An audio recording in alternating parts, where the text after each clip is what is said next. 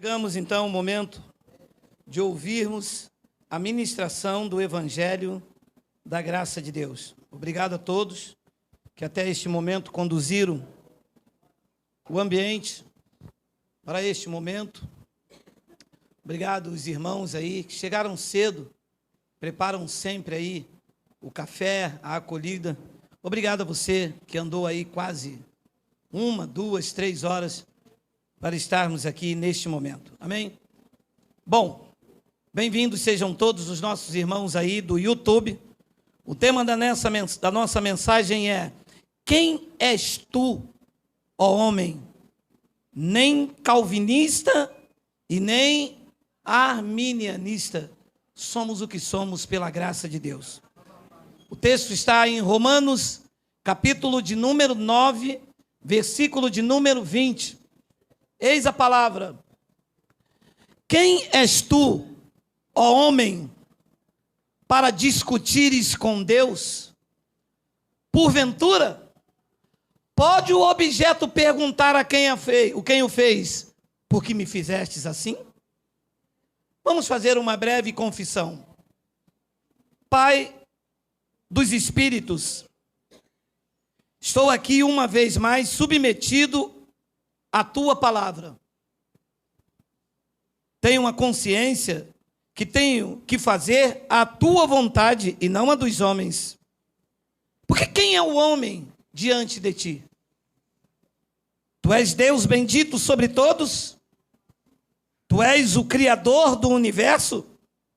Tu és aquele que sozinho chamou à existência o mar, a terra, o céu e tudo que nele existe. A minha consciência plena e o meu relacionamento contigo é de homem, filho, com Deus, Pai, não o contrário. Eu não te dou ordem, eu não discuto contigo, eu estou submetido ao que diz a tua palavra. Eu estou aqui nesta manhã com a Igreja de Cristo reunida aqui e pelo YouTube, dizendo que tu és Deus e nós somos obras das tuas mãos. Me use nesta manhã, porque eu vou usar a tua palavra. E todo o povo aqui pelo YouTube reunido diga amém. Amém.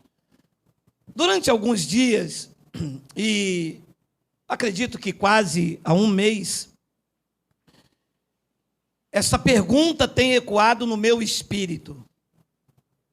Eu andava, eu dormia, acordava, e esta palavra na minha mente: quem és tu, ó homem? Quem és tu, ó homem? Me incomodando. Durante o dia, no carro, o sinal fechava, e esta palavra ecoando: quem és tu, ó homem?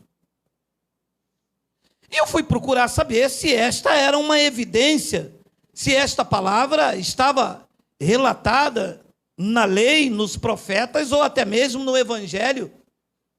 E quando coloquei no meu programa de pesquisa, essa palavra, ela estava em Paulo. Quem és tu, ó homem, para discutires com Deus? Esta foi a pergunta de Paulo, com base no profeta Isaías. Isaías 45, 9.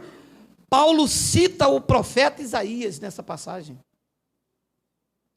Então, esta foi a pergunta de Paulo com base no profeta Isaías em Roma, quando alguns dos seus ouvintes questionaram a soberania de Deus, depois que Paulo trouxe uma mensagem sobre a eleição. A eleição é um ato da soberania de Deus. Até então, poucas pessoas em Jerusalém ou nas cidades circunvizinhas tinham ouvido falar desta mensagem. E quando Paulo trouxe a mensagem da eleição, da predestinação, em Roma, algumas pessoas começaram a questionar Paulo. Alguns disseram, isto é calvinismo. Outros disseram, é arminianismo.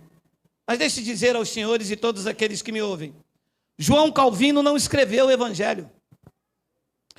Jacob Armênius não escreveu o Evangelho. O que esses homens pregaram, eles tiraram daqui. Então, dizer que eu sou calvinista é uma loucura, porque não há neste livro nenhuma epístola de João Calvino. João Calvino não é antes de Paulo, é depois de Paulo. Todos os que pregam qualquer entendimento entenderam na revelação de Paulo. Paulo não pregou João Calvino. Paulo não pregou Jacob Armênios. Pelo contrário, eles pregaram o entendimento deles sobre o que Paulo pregava. Então, quando alguém não aceita determinada mensagem ou uma revelação dada por Deus a alguém, eles gostam de colocar nome, ismos. E ele prega isso? Calvinismo. E ele prega aquilo? Arminianismo. E ele prega aquilo? Preterista. E ele fala aquilo? Futurista. Mas tudo isso é título de homens colocando na vida das pessoas quando ele não entende o que Deus diz por boca de certas pessoas. E para defender os seus títulos, para defender as suas cadeiras pastorais, para defender os seus púlpitos, para defender as suas autoridades, para defender as garras afiadas de lobos, para defender os seus cofres, para defender os seus dogmas, eles começam a esquadrinhar o entendimento de Deus.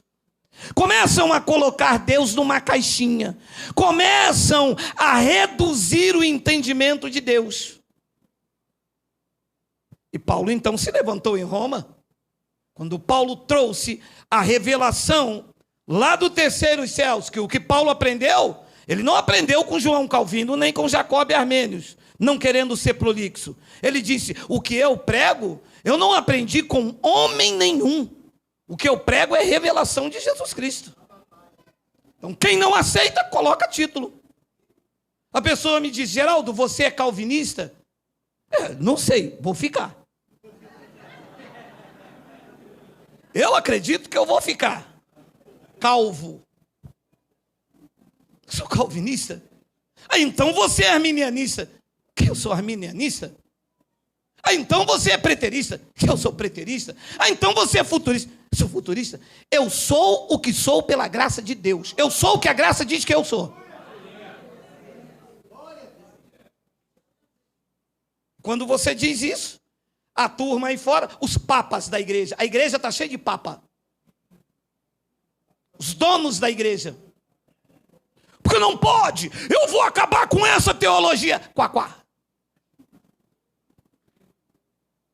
Não acaba. Ela está aqui atravessando séculos, impérios, domínios, majestade, porque esta não é a palavra de João Calvino, não é a palavra de Jacob Armênios, não é a palavra de Paulo, nem de Geraldo, esta é a palavra do Deus vivo.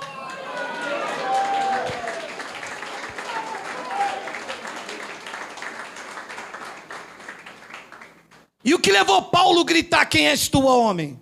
Porque eles não aceitaram o que Paulo falava. Olha o que diz Romanos capítulo 9, versículo de número 6. Hoje, olha meu amado, hoje não sai ninguém, porta fechada, tá? Já comeram pão de manhã com Danone, hoje o pau quebra.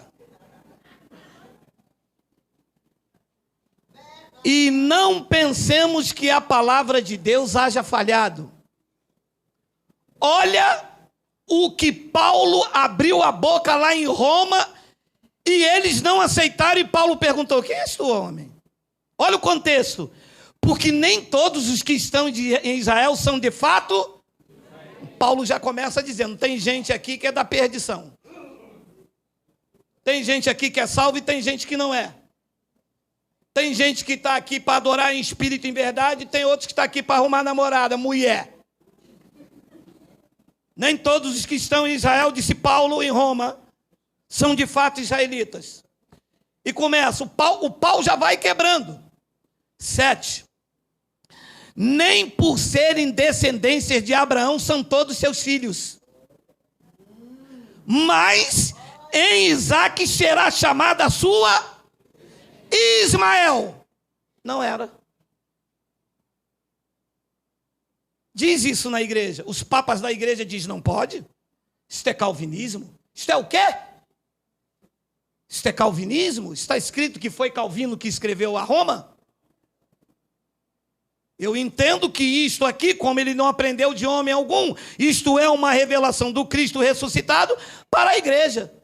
Ora, Abraão tinha 2 filhos, Ismael e Isaque. De quem era a descendência diante de Deus? Qual era a descendência que contava? A de Ismael ou de Isaque? A de Isaque. E a outra? Não me interessa, Deus não trata com os bastardos, Deus trata com os...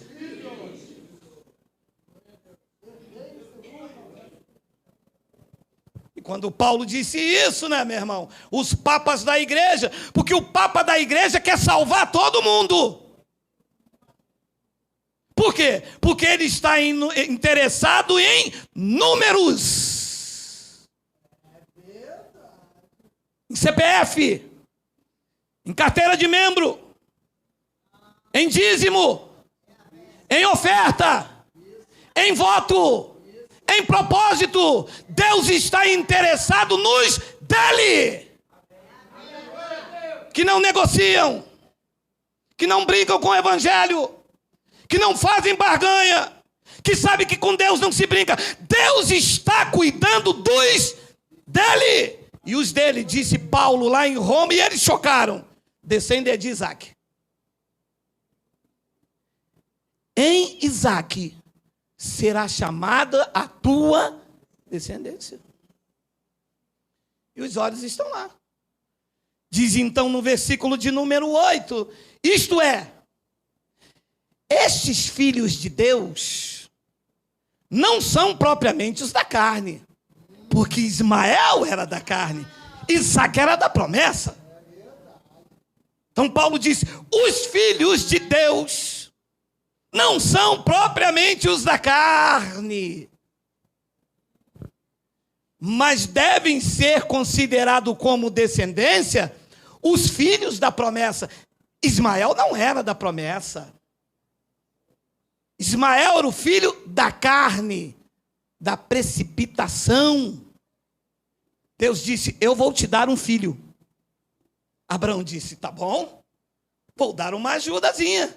Chama Agar. Sara está velha, chama Agar. Mas este não é o filho da promessa, é o filho da precipitação. É o filho da religião. É o filho da carne, do sacrifício.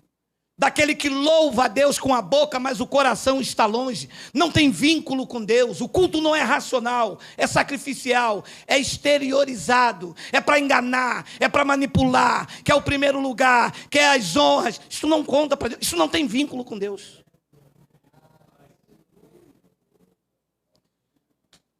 Estes filhos de Deus não são propriamente os da carne, mas devem ser considerados como descendência os filhos da promessa. E a turma está olhando para o camarada. Está todo mundo ouvindo. Porque isto lá em Israel é novo. Ninguém nunca tinha pregado isto. Amado, até a cruz a mensagem era uma só. Não havia religião. Havia um grupo aqui, outro ali, mas ninguém se levantava. A lei de Moisés botava todo mundo debaixo de uma obrigatoriedade, dizendo dente por dente, olho por olho. Quando Jesus de Nazaré vem, aí começa a facção. Aí começam os fariseus.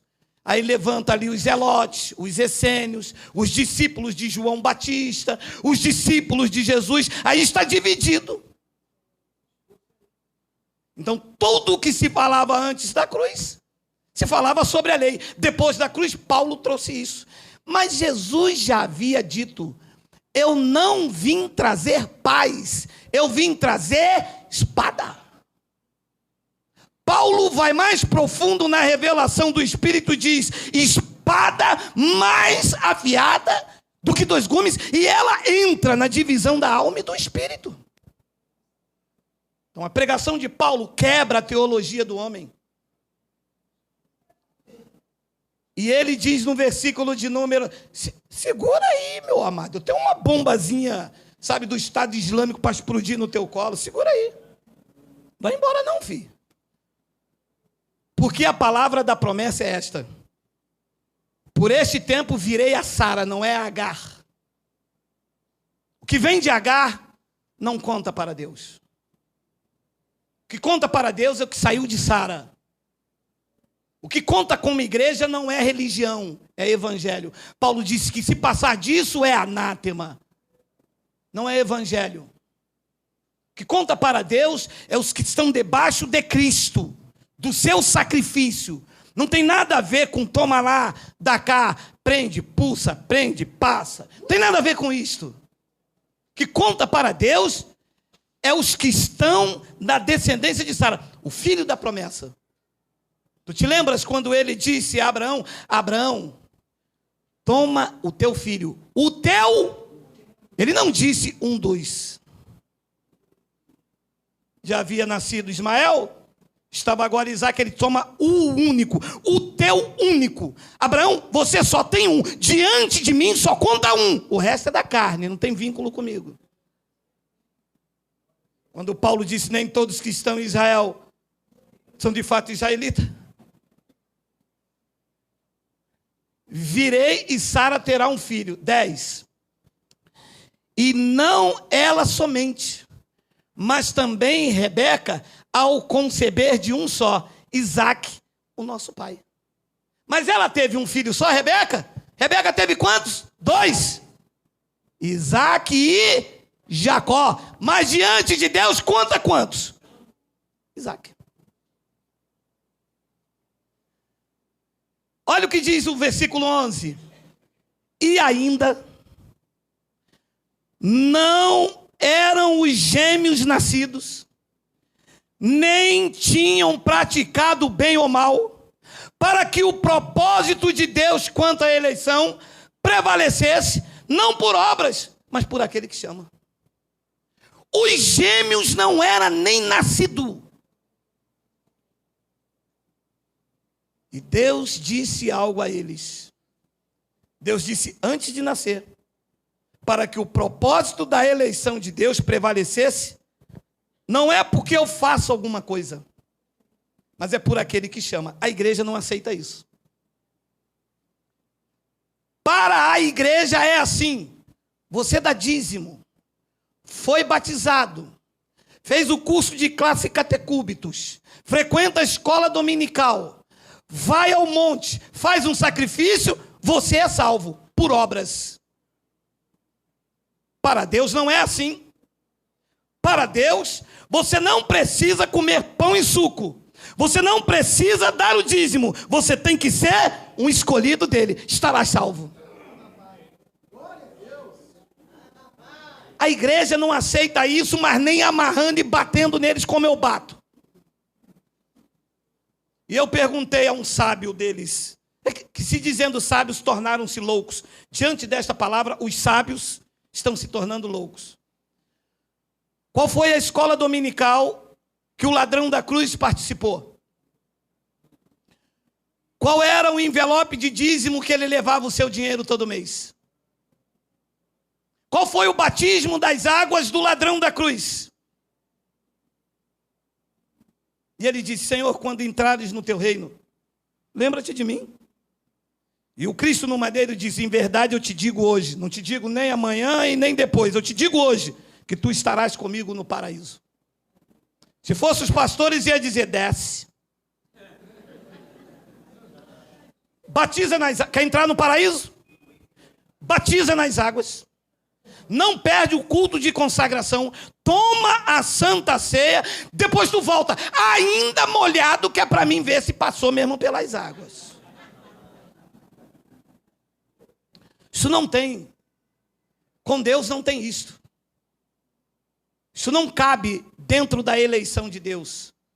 Deus não te escolhe por aquilo que tu podes fazer. Deus te escolheu por aquilo que Ele fez por você no madeiro.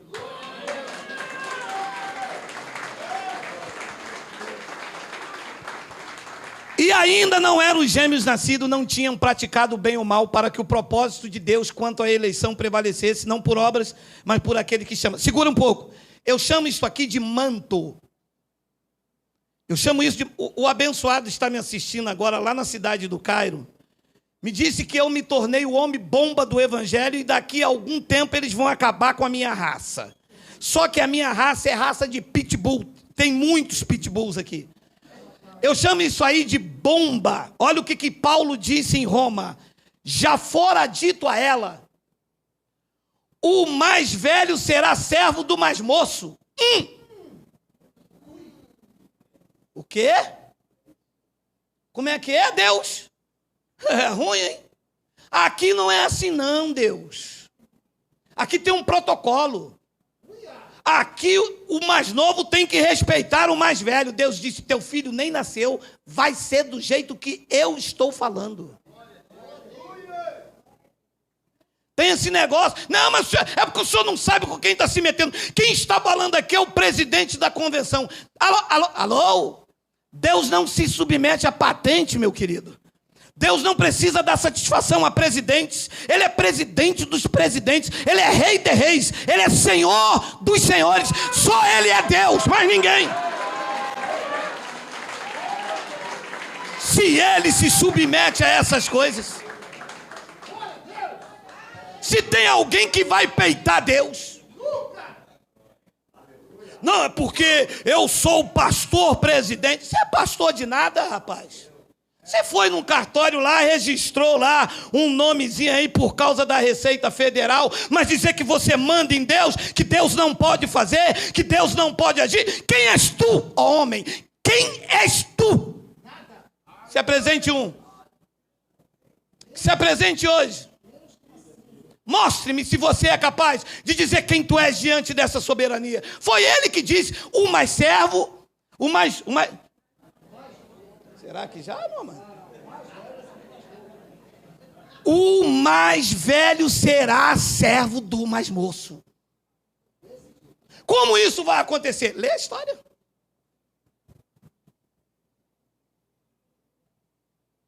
Mãe foi lá, chamou o filho mais novo, mandou fazer um guisado, pegou a pele de carneiro e enganou todo mundo. Mas o que Deus falou se cumpriu. É o que Deus determina. É o que Deus quer. Ele é soberano. Ele faz o que ele quiser, com quem ele quiser. Ele não deve satisfação a ninguém. As pessoas ficam aí guerreando, lutando contra um, lutando contra o outro, lutando contra o outro. O outro aí, pastor de uma grande denominação, com quase 60 mil membros, me chamou para debate. Vou debater com você, rapaz. Você está aí a serviço de Deus. Sem você saber, você está a serviço de Deus. Sabe por quê? Porque o pessoal vai experimentar o que é liberdade, porque você os aprisionou. Vocês estão a serviço de Deus e não sabem. A hora de Deus, os eleitos vão sair fora, vocês vão ficar sozinhos aí.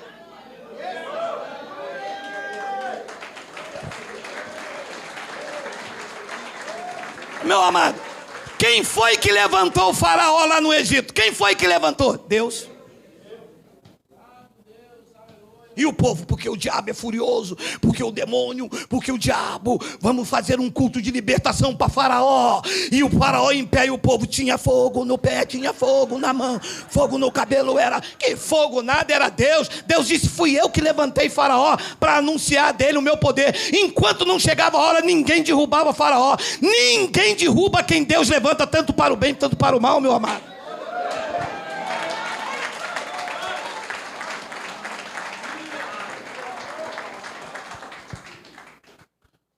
Já fora dito a ela, Deus disse a ela: ó, tem dois aí no teu ventre, hein? O mais velho será servo do mais moço. Agora, veja isso. Como está escrito: amei Jacó, porém me aborreci de... quê? Não, mas Deus não pode fazer isso, escolher um e rejeitar outro. Deus não pode o quê? O que Deus não pode? Ele fez. Paulo acreditamos que seja Paulo. Escreveu aos Hebreus que ele, Esaú, com lágrimas, buscou lugar para arrependimento, mas não tinha. Estava debaixo da sentença de um Deus soberano que não se submete a capricho de homens. Foi ele que quis, ele disse: eu amei a Jacó, a descendência boa, mas eu me aborreci de Esaú. Não quero nada com ele. Mas você não pode. Mas eu não quero. E então, disse no versículo de número 14, que lá em Roma, o que se fizeram? Que diremos, pois? Alguém disse em Roma. Os ouvintes de Paulo disseram em Roma. Os arminianistas disseram. Os calvinistas disseram. Os preteristas disseram. Os futuristas disseram. Perguntaram a Paulo, que não era arminianista, que não era calvinista, que não era futurista, que não era preterista. Paulo disse: eu conheço um homem em Cristo. E um homem em Cristo. Perguntaram a ele: que diremos, pois? Você está dizendo que Deus é soberano, que Deus escolhe quem quer? Que diremos, pois? Então a injustiça da parte de Deus. Paulo disse: de modo nenhum.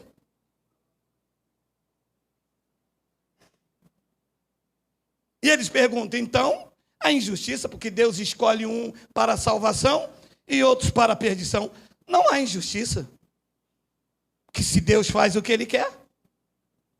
Injustiça é se Deus não fizer o que Ele quer. Aí Ele está sendo injusto. Mas Deus faz o que Ele quer, meu irmão. Injusto é se eu, o filho da salvação, me perder. Aí Deus é injusto, porque ele disse que da palma da mão dele ninguém o arrebata, que nem a morte, nem a vida, nem os anjos, nada me separa do amor dele. Se eu me perder, é que seria injusto ele falar uma coisa e não cumprir. É verdade. Paulo disse, me perguntaram, porque é uma pergunta que se fizeram: que diremos, pois, a injustiça da parte de Deus? Paulo respondeu: de modo nenhum. E ele continua no seu argumento no versículo 5, pois ele diz a Moisés: eu terei misericórdia de quem me aprouver ter misericórdia, e compadecer-me-ei de quem me aprouver ter compaixão. 16, assim, pois, não depende de quem quer ou de quem corre, mas de usar Deus a sua... Acabou o livre-arbítrio. Depende de quem quer? Não. Depende de quem corre? Não. Depende de quem? De Deus usar misericórdia. Usou com a sua vida.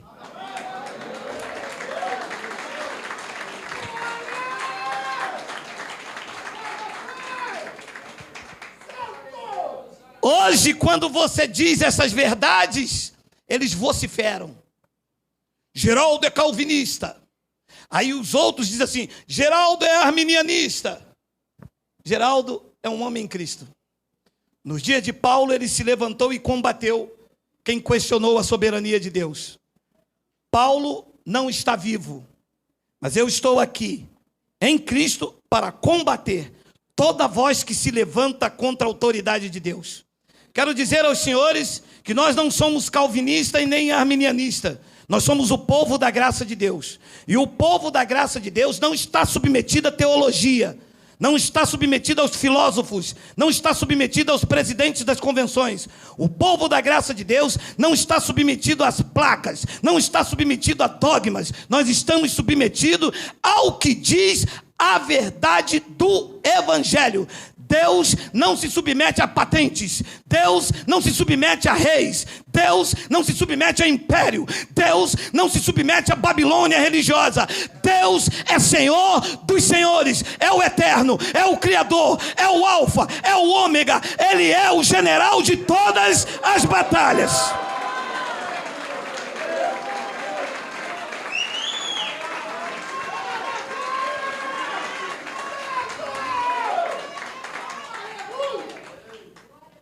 Paulo não está vivo, porque quando ele estava vivo, ele combatia, era isto. Foi por isso que ele gritou: quem são vocês? Quem és tu, ó homem, para discutires com Deus? Porventura Deus não pode amar a Jacó e rejeitar a Esaú? Quem são vocês? Vocês estão querendo reduzir Deus? Vocês Vocês estão querendo enquadrinhar o que ele faz? Vocês estão querendo colocar Deus na caixinha?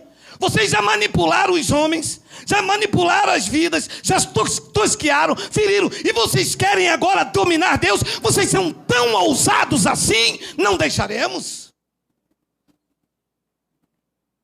Nos levantaremos contra isso. Vamos dizer que Deus é soberano. Se na sua palavra diz que ele predestinou, está predestinado. Quem és tu, ó homem, para dizer que não? Está escrito. Se Deus diz que ele escolheu o homem desde antes da fundação do mundo, quem és tu, ó homem, com seus estudos, com suas teses? E foi como o pastor Francisco disse: ô irmão Geraldo, é verdade, é como se o carro quisesse estudar um engenheiro mecânico. Que eu vou fazer uma faculdade de teologia, vou ganhar um anel, este anel no meu dedo me dá direito de dizer o que Deus pode fazer, o que não pode. É como se a criatura fosse igual ao Criador. É como se o Corolla fosse estudar o engenheiro mecânico lá no Japão, a Popará.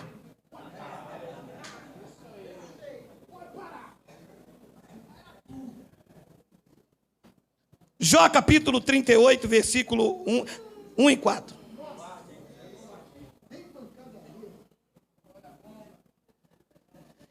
Depois disto, o Senhor do meio de um redemoinho respondeu a Jó. 2. Quem é este que escurece os meus desígnios com palavras sem conhecimento? 3. Cinge, pois, os lombos como homem, pois eu te perguntarei e tu me farás saber. 4. Onde estavas tu quando eu fundava os fundamentos da terra? Dízimo.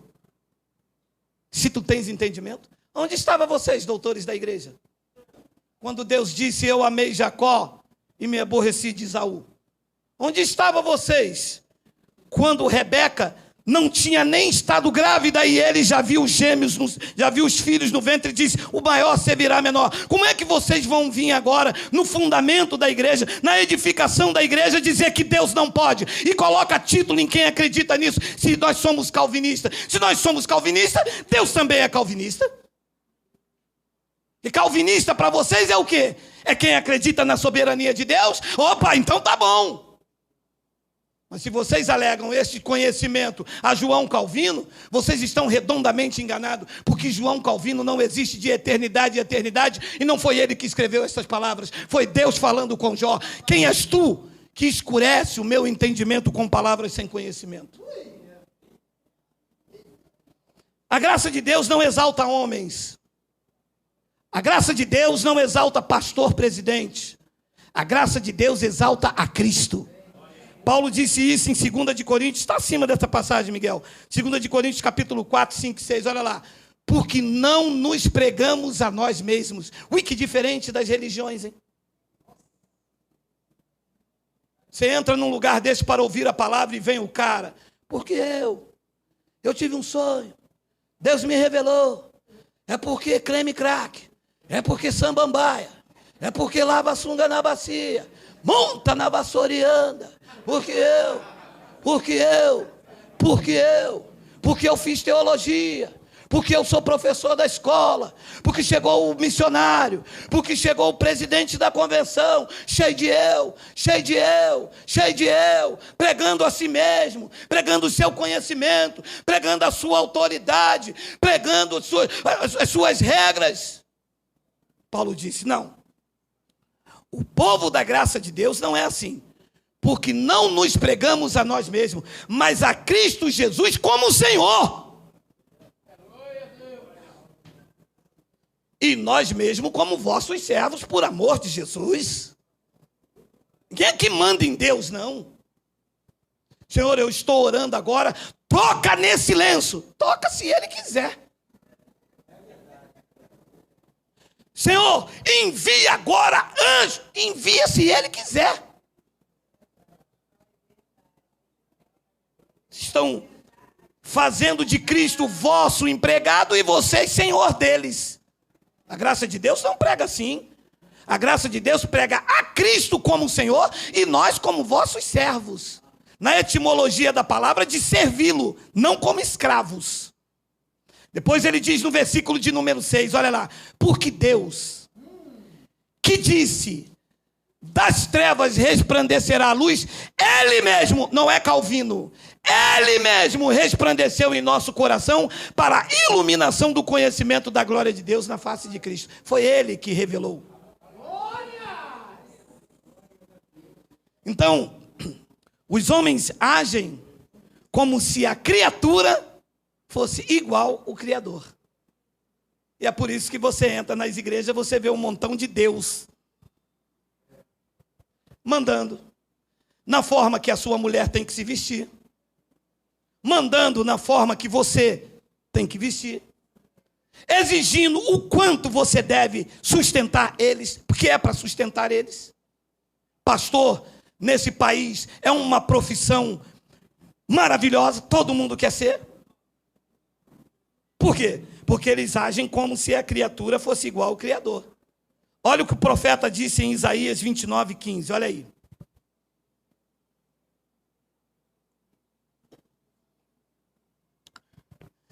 Ai dos que escondem profundamente o seu propósito do Senhor, e as suas próprias obras fazem às escuras e dizem, quem nos vê? Quem nos conhece? 16, que perversidade a vossa, hein? Como se o oleiro fosse igual ao barro, e a obra dissesse do seu artifício, ele não me fez, e a coisa feita dissesse do seu oleiro, ele nada sabe. Os pastores agem assim, como se Deus fosse o barro e eles o oleiro. Deus disse, que perversidade a vossa, hein? Como se o oleiro fosse igual ao barro, como se Deus fosse igual a vocês. Me reduzindo a Deus, colocando numa caixinha de fósforo, um Deus pequenininho, um Deus miserável, um Deus que precisa vender roupa velha para fazer a obra dele. Que perversidade a vossa, hein? Um Deus que respeita a vontade dos pastores psicólogos.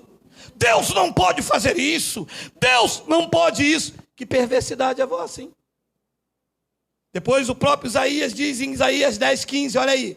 Porventura, Isaías 10:15, porventura, gloriar-se-á o machado contra o que o corta com ele?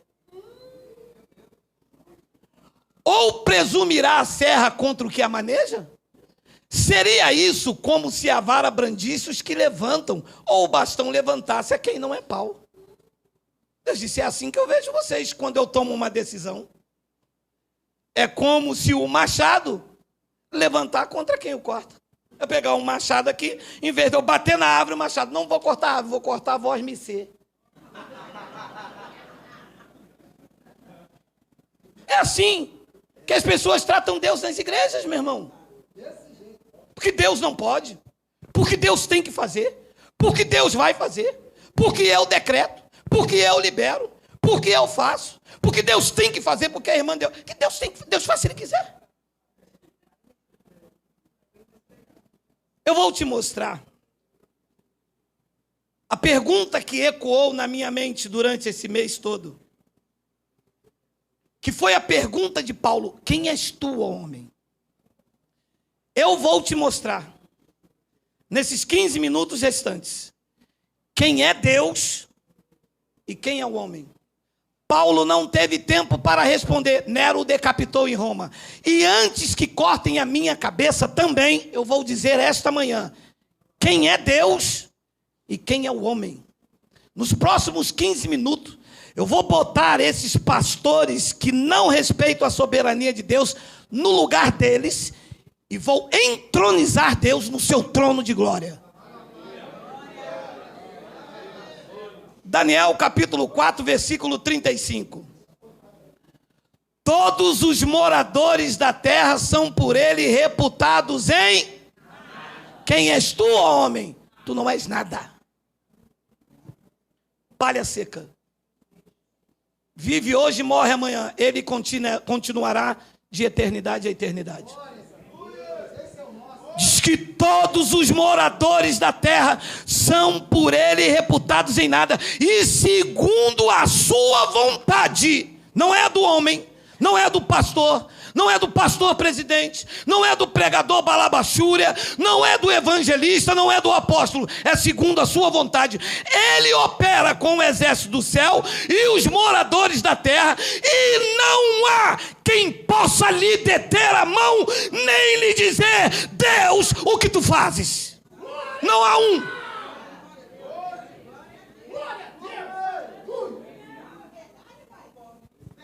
Quero ver vocês bater de frente com ele. Pega o canudo de vocês, pega o curso de psicologia, pega o membro da igreja de vocês, pega a autoridade de vocês pastoral, pega o título que vocês têm de apóstolos e de pastores, e vê se vocês podem dizer a ele o que faz. Quem és tu? Me apresente um nesta manhã. Quem? Ah, então não me venha com churumelas.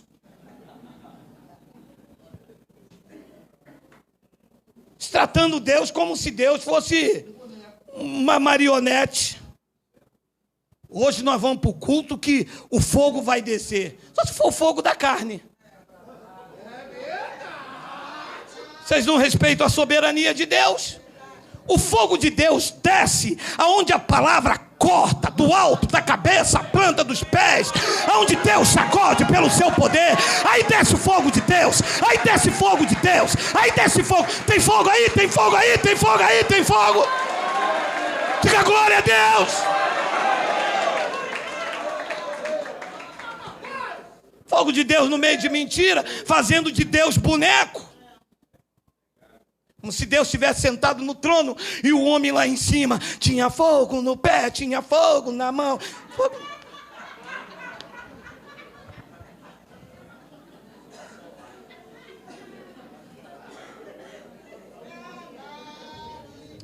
Jeremias 10, 23.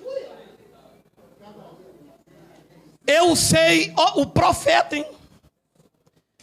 Eu sei, ó Senhor, que não cabe ao homem determinar o seu caminho, e nem ao que caminha o dirigir os seus. Se não depende do homem, depende de quem? Provérbios 21, 1 e 2.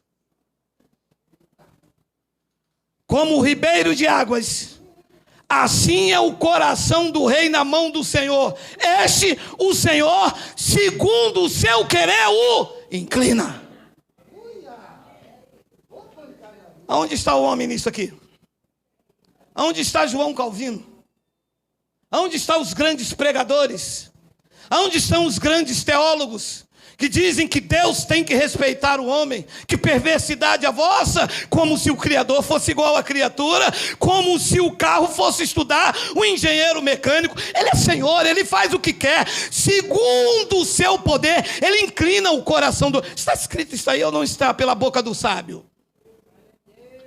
Como ribeiros de águas, assim é o coração do rei na mão do Senhor. Este, segundo o seu querer, é Deus que faz, é Deus que inclina, é Deus que move, é Ele. O homem não tem participação, o homem tem que ficar no seu lugar de homem e respeitar a Deus no seu trono soberano, fazendo o que Ele quer. Isaías 14, 24, olha o que... Vai vendo isso aí, hein? Jurou o Senhor dos exércitos, dizendo: como pensei, assim sucederá. E como determinei, vou perguntar ao pastor se pode. Pastor, foi. É que eu estou querendo fazer algo na vida daquela irmã, mas ela não vem, tem 2 meses para cá. Não, ela está desviada, Deus. Tá, e na vida daquela lá? Qual? Não, Deus, aquela não é dizimista. Meu amado. Pessoa, meu amado, olha, a hora vai se passando, mas deixa eu falar uma coisa. Existem pessoas que nunca vão entrar neste ambiente. Deus cuida. Deus vai até o fim com ela. Porque não é o ambiente. não é o espaço, é Deus na vida dela. A religião diz que a pessoa só é de Deus se estiver dentro da igreja. Eu já disse isso aqui. Na reunião do sistema é assim: você vem lá da rua, entrou aqui dentro, o pastor pregou aquela palavra de maldição que só vocês sabem. Se você for embora e não aceitar Jesus, você está sem Jesus. Que perversidade a vossa! Se o evangelho diz que ele escolheu você desde antes da fundação do mundo. Escolheu ou não escolheu? Ou você só era de Jesus no dia que você entrou aqui? Quando eu cheguei aqui, meu Senhor já estava. Quando eu cheguei aqui, meu Senhor já estava. Quando eu cheguei aqui, o Senhor veio comigo, porque eu sou morada dele. Quando eu for embora, o Senhor irá comigo, porque nós somos morada dele. Ele vai, ele não fica, ele vai. Diga glória a Deus. Jurou o Senhor dos Exércitos, dizendo: como eu pensei, assim se sucederá, e como determinei, assim se efetuará. 25, eu quebrantarei a Síria na minha terra, nas minhas montanhas a pisarei, para que o seu jugo se aparte de Israel, e a sua carga desvie dos ombros deles. 26, este é o desígnio que se formou concernente a toda a terra, e esta é a mão que está estendida sobre todas as nações. 27, porque o Senhor dos Exércitos o determinou. Quem, pois, o invalidará? A sua mão está estendida. Eu quero ver qual é o pastor que me ouve, que vai fazer voltar atrás. Quem? Não tem um de vocês. Se apresente um. Pegue os seus carros blindados. Pegue os seus dinheiros na Suíça, dinheiro dos aposentados que vocês tomaram. Pegue o dinheiro de vocês e compre um homem poderoso que pode fazer voltar a mão do Deus eterno.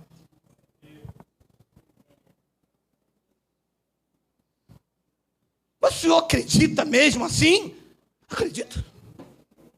Acredito que não existe ninguém igual a ele. Acredito que se ele quiser te abençoar, ninguém pode amaldiçoar. Acredito que o médico pode dizer: é câncer. Ele diz: é oportunidade para mim agir na tua vida. Eu acredito que o patrão vai dizer: eu vou te mandar embora. E o trono falar: eu abro porta maior. Porque quando a minha mão está estendida, ninguém pode fazer voltar atrás. Quem recebe, diga glória.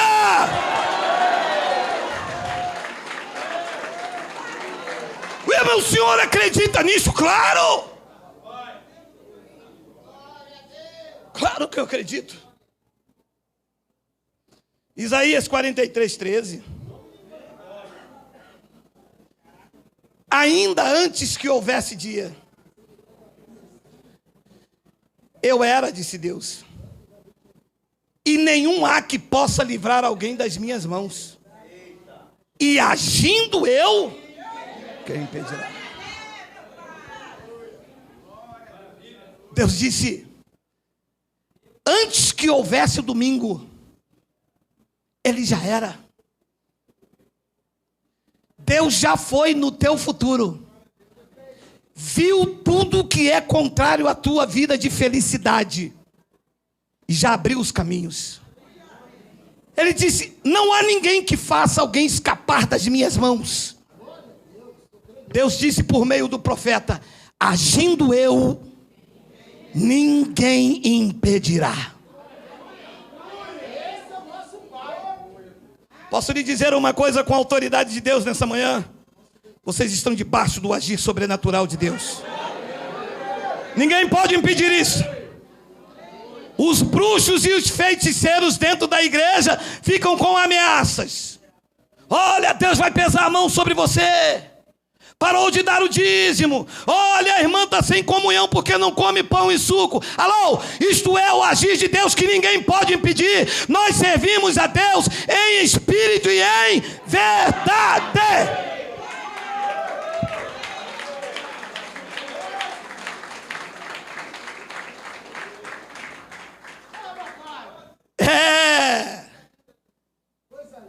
Só que o Senhor tem que entender que eu da minha vida faço o que eu quiser. O Senhor tem que entender que em mim ninguém manda. Opa, é Ele, meu amado. O Senhor tem que entender que em mim ninguém manda. Meu amado, Deus é soberano. Deus faz o que Ele quer. Deus tem o controle de tudo. Deus não se submete ao homem. E Deus não conhece inimigos. Olha o que diz Amós, capítulo 9, versículo de número 1 ao 4. Preste atenção, por favor. Vi o Senhor que estava em pé junto ao altar e me disse: olha a visão do profeta. Vi o Senhor que estava em pé junto ao altar e me disse: fere os capitéis e estremecerão os umbrais e faze tudo em pedaços sobre a cabeça de todos eles. Olha o que Deus disse ao profeta: matarei a espada até o último deles, nenhum deles fugirá e nenhum escapará. Agora olha, vamos ler, versículo 2. Ainda que desçam mais profundo do abismo, a minha mão os tirará de lá. Se subirem ao céu, olha o que Deus disse, de lá eu faço descer. Chama eles. Manda pegar os tesouros. Peguem as suas autoridades. Peguem as convenções de vocês. Vocês chamam isso de calvinismo? Eu chamo isso de soberania de Deus. Ah, vocês chamam de arminianismo? Eu chamo de soberania de Deus. Vocês chamam de preterismo? Eu chamo de soberania de Deus. Vocês chamam de futurista? Eu chamo de soberania de Deus. Deus disse: debaixo do céu, debaixo do meu trono, não há um que possa contra mim. Eu não conheço. Ele disse: se descer ao mais profundo do abismo, a minha mão tira de lá. Ah, então eu subo ao céu. Deus disse: eu faço descer. É porque eu tenho milhões de dólares. Deus acaba com tudo. É porque eu não preciso de você. Cuidado, hein? Olha isso aí, hein?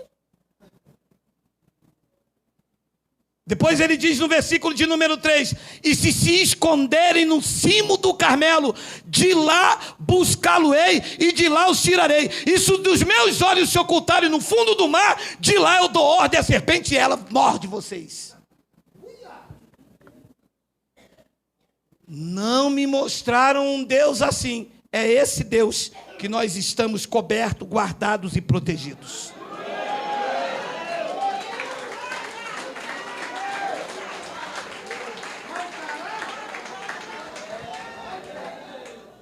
O bonito lá de Nova Iguaçu disse: quando eu pegar o senhor na rua, eu te atropelo. Eu disse: só se for o dia, querido.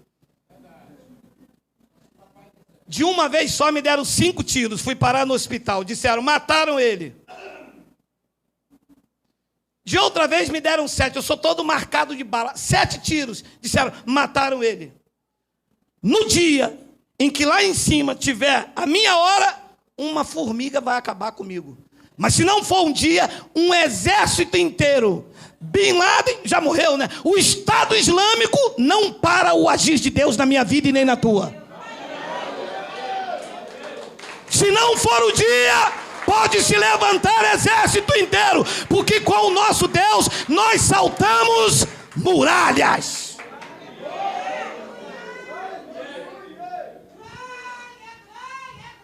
E se os dos meus olhos se ocultarem no fundo do mar, disse Deus, de lá eu darei ordem à serpente e ela os morderá. Versículo 4: e se forem para o cativeiro, diante de seus inimigos, disse Deus, eu darei ordem à espada, ela os matará, e porei os meus olhos sobre ele para o mal e não para o bem. Sabe o que Deus está dizendo? Não tem como fugir dele.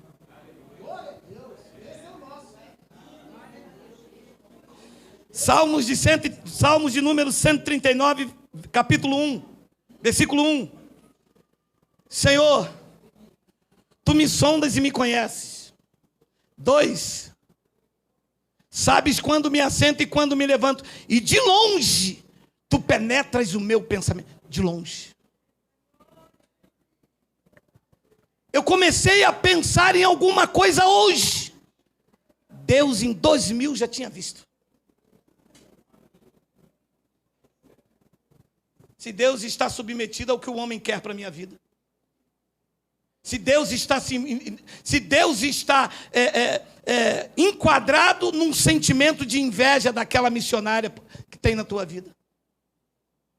Se Deus está aqui motivado pela vingança do teu ex-pastor. Quer ver uma gente vingativa? É ex-pastor.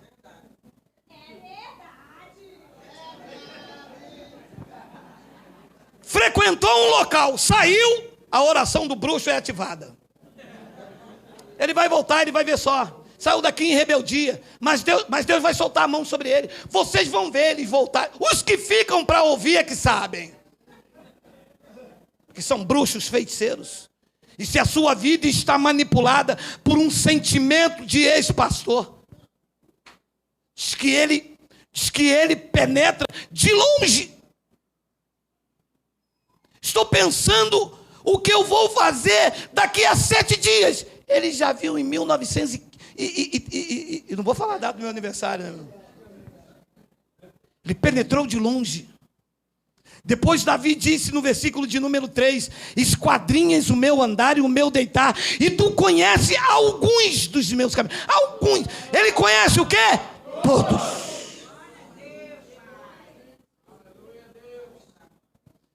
E no versículo de número 4, ainda a palavra me não chegou à língua, e tu, Senhor, já. Alô? Até a tua oração chega atrasada em Deus. Entendeu aí? A palavra não me chegou na língua. Eu nem falei, ele já sabe. E eles querem esquadrinhar um Deus desse na teologia deles. Um Deus pequenininho. Deus sabe de tudo. Segura essa. Deus sabe até o que você vai falar, a primeira palavra que você vai falar amanhã de manhã. Pegou aí a dimensão do poder? É com esse que nós estamos lidando. É para ter medo? É para ter medo? É para ter segurança em Deus. Versículo de número 5. 5. Tu me cercas por detrás e por diante, e sobre mim pões a mão. 6. Tal conhecimento é maravilhoso demais para mim. É sobremodo elevado, eu não posso atingir. 7. Para onde me ausentarei do teu espírito? Para onde fugirei da tua face? 8. Se subo aos céus, lá tu estás. Se faço a minha cama no mais profundo abismo, lá tu está também. 9. Se tomo as asas da alvorada e me detenho nos confins dos mares. 10. Ainda lá me haverá de guiar a tua mão, e a tua destra me susterá. 11. Se eu digo, as trevas com efeito me cobrirão, e a luz ao redor de mim se fará noite. 12. Até as próprias trevas não te serão escuras. As trevas e a luz são a mesma coisa para Deus. Eu não entendo como é que eles pegam um Deus tão pequenininho. Eu não entendo como é que os pastores formados em teologia apresentam um Deus tão mesquinho, que precisa do meu sacrifício, que precisa do meu dinheiro, que precisa da minha barganha, da minha troca. Este Deus aqui é diferente então das igrejas. Diz o versículo de número 13, olha que palavra linda. Meu amado, eu vou terminar daqui a pouco, mas eu preciso que você tome posse disso para a tua vida. Pois tu formaste o meu interior, tu me teceste no seio da minha mãe. Segura. Eu fiquei pensando nisto na minha casa. Ele foi me tecendo. Olho, cabelo, duro, mas vai ser.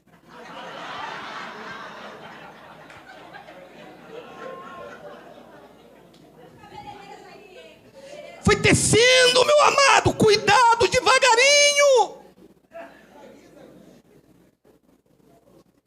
O sábio disse: sabes tu o caminho do vento? Ou como se forma o osso no ventre da madre? Assim também, tu não conheces as obras de Deus que faz todas as coisas. Quem é que forma o osso no ventre da madre? Pois tu formaste o meu interior, tu me teceste no seio de minha mãe. 14, graças te dou, visto que por modo assombrosamente maravilhoso me formaste. As tuas obras são admiráveis e a minha alma sabe muito bem. 15, os meus ossos não te foram encobertos, quando no oculto fui formado e entretecido como na profundezas da terra. 16, os teus olhos me viram a substância ainda informe, e no teu livro foram escritos todos os meus dias, cada um deles escritos e determinados, quando nenhum deles havia ainda.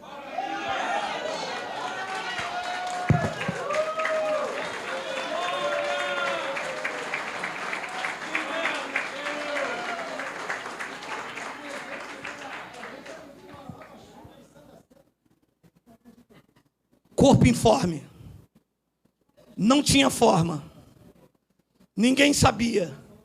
Os gêmeos não eram nascidos. Deus viu o corpo informe. Deus disse: aquele é meu, aquele eu vou amar, aquele eu vou rejeitar. O nome desse será Isaac, esse será Esaú. Deus viu cada um de vocês, o corpo ainda informe. E diz a palavra que Ele determinou todos os dias da tua vida, cada um deles escritos e determinados. Ninguém pode fazer voltar atrás, ninguém pode fazer encolher a sua mão. Ele determinou, Ele efetuará. É dele a honra, a glória, o louvor, o império, o domínio e a majestade.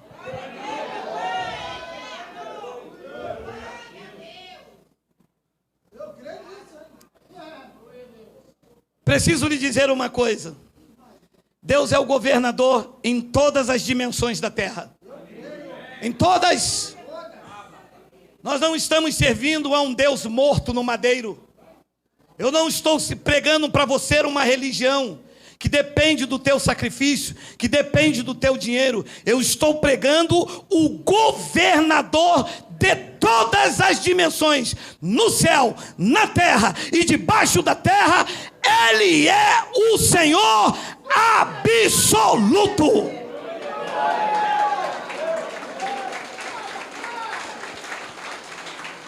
Nessas dimensões, ninguém levanta a mão se Ele não permitir. Ninguém desce a sepultura se Ele não autorizar. Ninguém nasce se Ele falar: madre, abre. Ninguém pode ir contra você se Deus não permitir. Tu és intocável. É a menina dos olhos de Deus. É templo e santuário do Espírito Santo. Deus está na tua vida. Deus está na tua vida. Deus está na tua vida.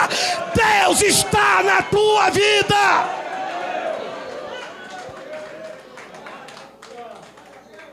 Em todas as dimensões, Ele é o governador. Disse a revelação de Paulo em Colossenses 1,13, olha aí. Ele não é um culto de libertação feito pelo pastor. Não é um culto feito de libertação por um evangelista. Isso é mentira, isso é engano da religião. Homens não libertam homens. Diz que Ele nos libertou do império das trevas e nos transportou para o reino do Filho do seu amor. 14, no qual temos a redenção e a remissão dos pecados.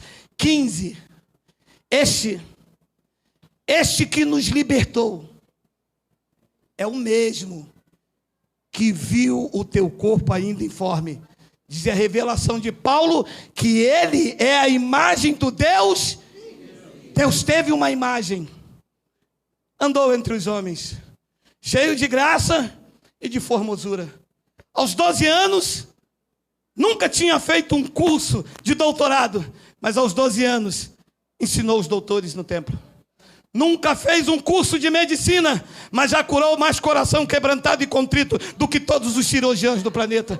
Nunca escreveu um livro, mas os livros escritos por ele e sobre ele não cabem na biblioteca do mundo inteiro. Nunca escreveu uma música, mas as canções para ele de eternidade a eternidade ecoam em todas as dimensões, dizendo: Santo, Santo, Santo, Santo, Santo, Santo, Santo é o Senhor e é dele a glória.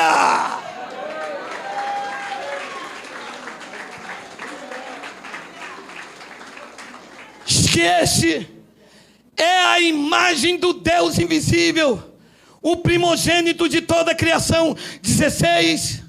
Pois nele foram criados algumas coisas.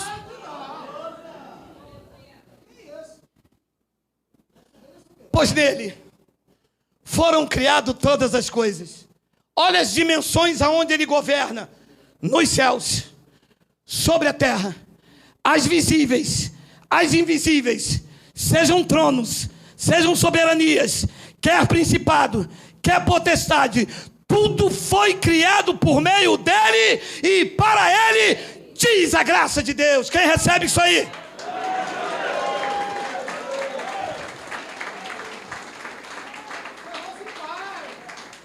O que se vê, ele governa. E o que não se vê, ele governa também. E me apresentaram um Deus mesquinho. E quando você acredita nisso, sabe o que eles dizem? Calvinista. Calvinista? Vou arrumar uma palavra para rimar. Eu sou realista. Eu acredito nisto. Eu acredito nessas verdades. Eu acredito no que diz Hebreus capítulo 1, versículo 1 ao 3, olha aí. Olha aí, olha aí, olha aí. Havendo Deus outrora falado muitas vezes, e de muitas maneiras aos pais pelo profeta. 2. Nesses últimos dias, nos falou pelo Filho, a quem constituiu o herdeiro de todas as coisas, pelo qual também fez o universo. E eles diminuindo um Deus desse. Não, Deus só pode fazer se a irmã fizer uma campanha. Pô, pastor, mas eu não posso fazer uma campanha. Então, sinto muito, minha irmã. Deus só vai fazer na vida daquela lá. Não, você já comeu desse reggae? Versículo de número 3. Ele, que é o resplendor da glória, a expressão exata do seu ser, sustentando algumas coisas, sustentando todas as coisas pela palavra do seu, que é essa palavra que eu estou pregando essa manhã. Mostrando a autoridade de Deus, a soberania de Deus, mostrando que Deus não se submete ao capricho dos pastores, dizendo que Deus não respeita a patente de homens, dizendo que Deus é soberano, que o seu governo está em todas as dimensões. Esta palavra é uma palavra de poder que não exalta placas, não exalta Geraldo, não exalta títulos, não exalta homens, mas exalta o governador em todas as dimensões, o Rei dos reis, o Senhor dos senhores.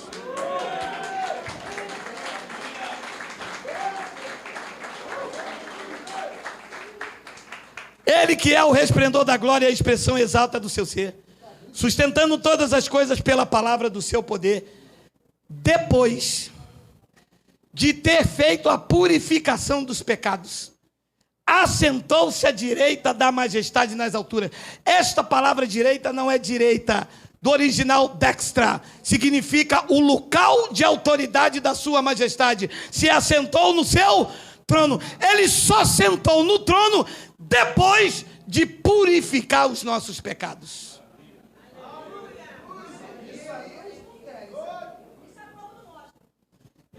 O pastor diz: você tem pecado. Então ele não sentou na majestade.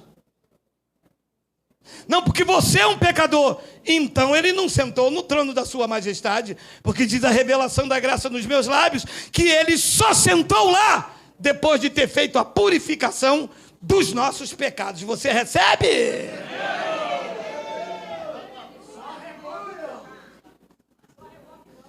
invalidam o sacrifício de Jesus. Esse aqui é a expressão exata do seu ser. Diz que ele é o resplendor da glória. Este aí, o dono do amor, estava sendo odiado. O justo sendo trocado por Barrabás. Aquele que cura estava sendo ferido. O libertador dos povos estava sendo preso. E para Paulo poder dizer o que diz em Tito, no capítulo de número 2, versículo 14, ela lá, o qual a si mesmo se deu por nós, a fim de remir-nos de toda iniquidade e purificar para si mesmo um povo exclusivamente seu, zeloso e de boas obras. Aonde está este povo exclusivamente dele? Diga glória a Deus.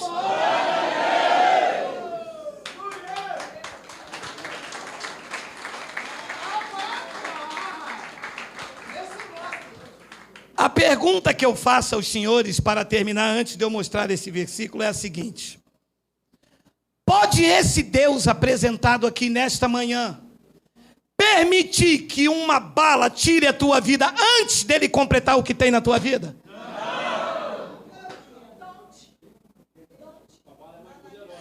Pode, porventura, alguém se levantar contra você quando esse Deus apresentado aqui se mostra protetor? Não pode. E o que é que pode acontecer então? O que pode acontecer é eu entrar numa obra da carne e Deus me disciplinar, Deus me corrigir e Deus me açoitar. Mas Deus não pode mudar o que Ele falou de mim e o que Ele tem para a minha vida e para a tua vida. Ele não pode voltar atrás. Se Ele escolheu, está escolhido. Se Ele determinou, está determinado. Ah, então por causa disso, já sei, quando eu sair daqui, eu vou tomar uns 2 marafos. Olha, deixa eu lhe dizer uma coisa. Se beber se beber, não dirija. Vai beber, não vai perder a sua salvação, senão a cachaça seria mais forte do que o sangue de Cristo. Agora, se beber, vai bater com o carro, vai dar uma de mulherengo, vai conquistar a mulher dos outros, nego vai virar a mão no teu focinho. Pode bater com o carro, causar um acidente, porque tudo isso vai gerar a disciplina do Pai. Eu não me arrisco. Sei que Deus é soberano, sei que as suas promessas são infalíveis, sei que aquilo que Ele determinou sobre a minha vida não pode mudar, então eu vou ficar aqui quietinho, andando no Espírito, em obediência, porque ao invés de ser disciplinado, eu viverei a bênção.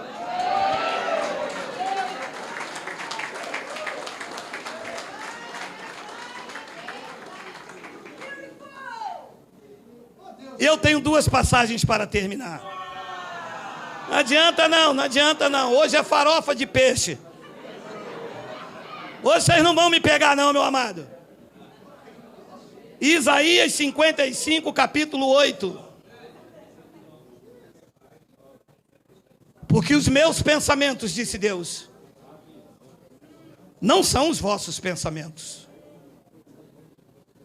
Nem os vossos caminhos, meus caminhos, diz o Senhor. 9. Porque assim como os céus são mais altos do que a terra, assim são os meus caminhos mais altos que os vossos caminhos, e os meus pensamentos mais altos que os vossos pensamentos. 10. Porque assim como descem a chuva e a neve dos céus e para lá não tornam, sem que primeiro regue a terra e fecunde e faça brotar para dar semente ao semeador e pão ao que come. 11. Assim será a palavra que sair da minha boca.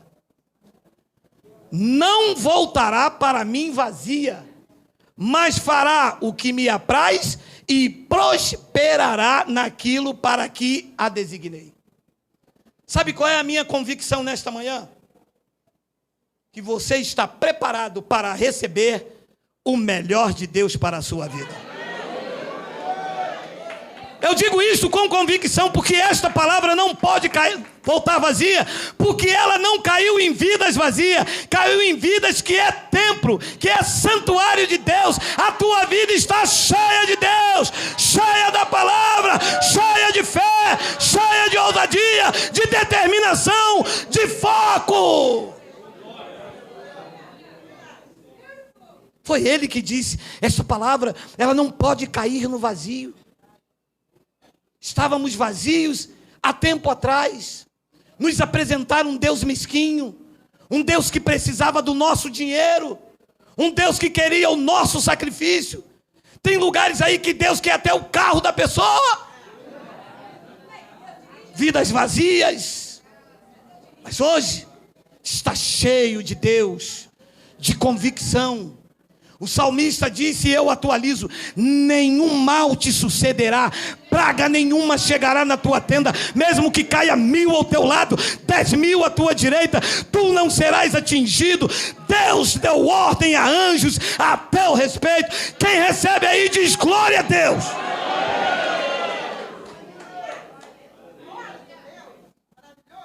E eu termino com Isaías 54:15. Não adianta que eu vou comer farofa de peixe, meu amado, com tangue.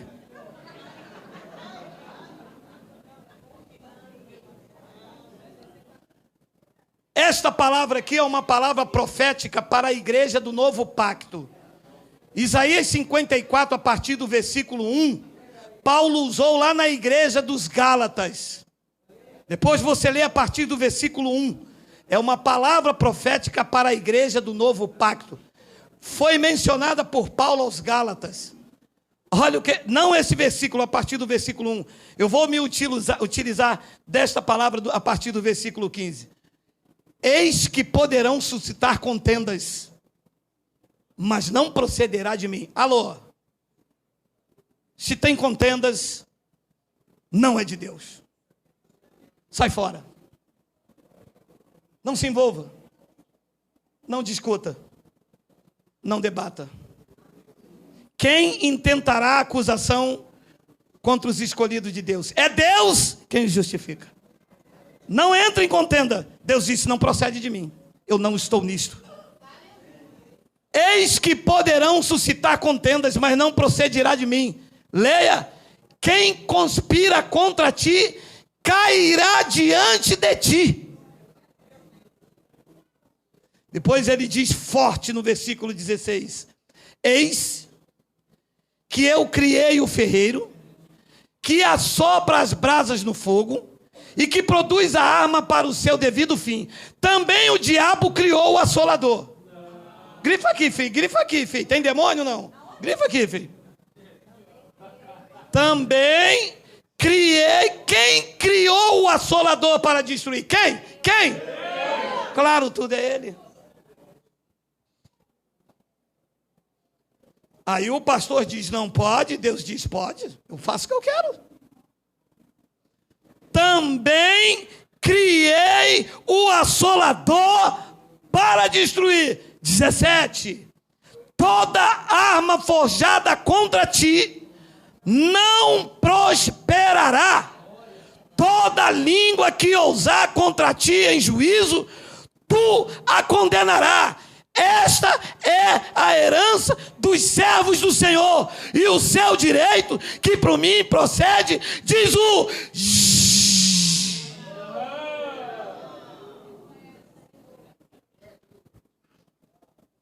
Olha,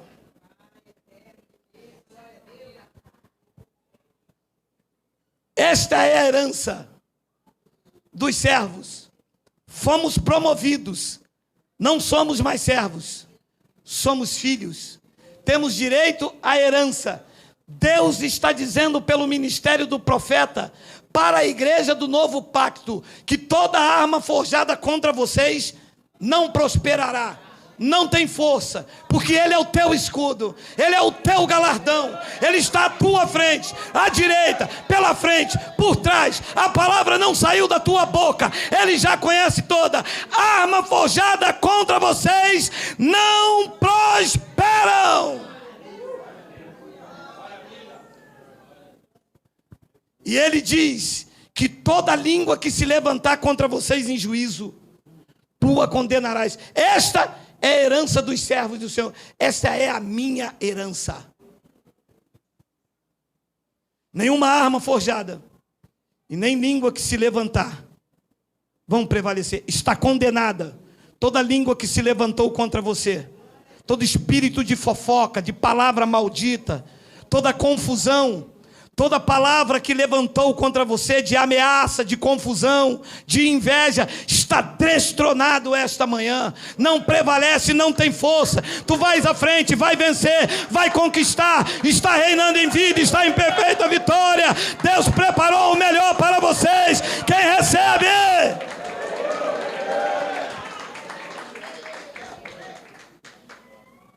É isso que Deus tem para cada um de nós. Não precisa fazer nada, não. Crer e obedecer. Se livrar de toda a obra da carne. Se livrar de tudo aquilo que é contrário à vida do Espírito. Viver em obediência ao que Cristo fez na cruz. Não discuta com Deus. Ninguém pode contra Deus. Deus fará toda a sua vontade. Não discuta dizendo que Deus não pode fazer isso ou que Deus não pode fazer aquilo. Deus pode fazer o que Ele quiser. Deus pode curar o câncer. Se Ele não quiser, não cura. Deus pode fazer o que Ele quiser. Como eu sou pregador de boas novas, prefiro acreditar na fé em mim e em você, que esta manhã Deus está agindo na tua vida e ninguém impedirá.